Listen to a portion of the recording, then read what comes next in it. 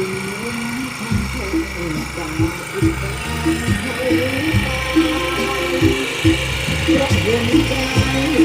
ขาเป็นแม่ม่ายหัวลา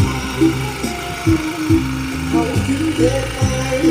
ตั้งหลายปีที่ผ่านมาผมเลยเมตตารับรักษาแผลใจ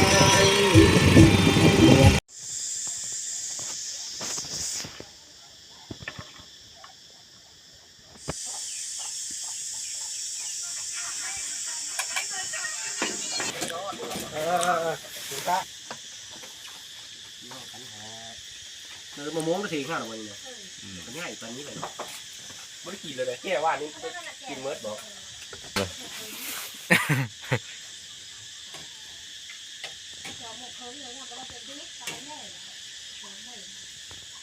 ที่เหมือนแค่ทอด11 โมงนะบริเวณโมง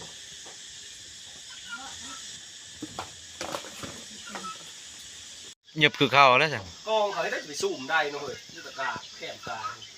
เราใช้โดนบินไปวะน้ำวะ ได้อันนี้โดนนะเป็นอยู่ไทยมันให้ละเอียดมันปล่อยกันละเอียดมันปล่อยมันคือเฮาได้ปีไปเลยมันเบิ่งข้างในได้มันเทียบหัวเรือกับละเอียด ยิ่งเลยเซอร์ใช่ปะ ก็กันแต่เขาละเอียดประจำกรรมการอยู่กลางซ้ำตังเสะเพิ่นจนมันซากมันบ่ซากมันดังตีเขามีกรรมการกลางเนี่ยนะ ที่บ่ดังทำนั้นอยู่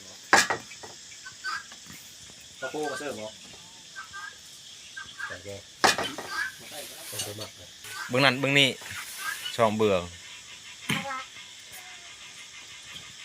อันนี้อะไรกินนี่นะ ไปจัดเอา ขึ้นต่ำเหรอเดี๋ยวนะเดี๋ยวนะแค่คือว่าดำนะ